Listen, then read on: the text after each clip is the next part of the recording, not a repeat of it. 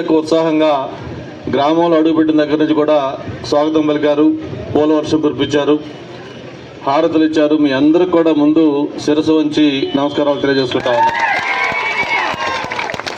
నాకు ఈ గ్రామంలోకి వస్తే ఒకటే అనుభూతి, ఏదో నేను ఎన్నికల కోసం ఓట్లు అడగడానికి వచ్చినట్టుగా లేదు. ఇది ఎలక్షన్లు అయిపోయిన తర్వాత గెలిస్తే విజయోత్సవానికి గ్రామంలోకి వస్తే ఎలా ఉంటుందో అంత ఉత్సాహంగా ఆనందంగా అందరూ కనిపిస్తూ ఉన్నారు.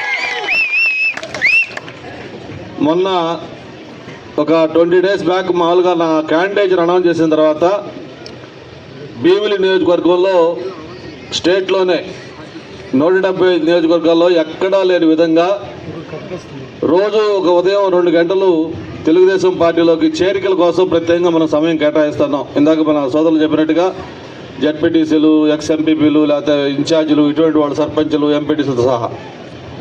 అయితే వీటన్నిటికంటే ప్రత్యేకంగా మీ కుశలవాడ ఏదైతే సోదరులు శివాజీ నాయకత్వంలో 10 మంది వార్డు మెంబర్లు, అంటే మొత్తం పంచాయతీ మొత్తం కూడా పార్టీలో జాయిన్ అయితే ఈ విషయాన్ని మన ప్రీతమ నాయకులు చంద్రబాబు నాయుడు గారు కూడా గుర్తించి ప్రత్యేకంగా అడిగారు. ఆయన మన ఎస్కోట మీటింగ్ వచ్చినప్పుడు నేను రాజబాబు వెళ్ళాం కలవడానికి. కారులో ఆయనతో పాటు ఎలిపేట దాకా వస్తూ ఉంటే అడిగారు, ఏంటి మొన్న ఏదో పేపర్లో చూశాను నేను, ఒక గ్రామం మొత్తం జాయిన్ అయిపోయిందంటే చెప్పానప్పుడు, అలా ఇట్లా కుశలవాడిన గ్రామం ఒక సర్పంచ్ నాయకత్వంలో మొత్తం వార్డు మెంబర్లు అందరూ కలిపి జాయిన్ అయ్యారంటే ఆయన కూడా సంతోషపడి తప్పకుండా అటువంటి గ్రామాలు కొన్ని ఉండాలి మనకని చెప్పి ఆయన కూడా చెప్పడం జరిగింది. ఆ విషయం కూడా మీతో ఈరోజు నేను పంచుకుంటా ఉన్నాను.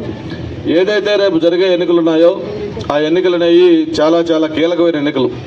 ఎందుకంటే 2019 ఎన్నికలప్పుడు మరి జగన్మోహన్ రెడ్డి గారు ఒక్క ఛాన్స్ కావాలి, నాకు అవకాశం ఇవ్వండి అని ఆ రోజు మనకు అరిచేతిలో స్వర్గం చూపించి రాష్ట్రం మొత్తం కూడా పాదయాత్ర తిరిగి ఆయన ఎన్నికల్లో ప్రచారం చేశాడు. మరి అందరూ కూడా నమ్మాం, జగన్మోహన్ రెడ్డి అంటే రాజశేఖర రెడ్డి కొడుకు కదా, ఏదో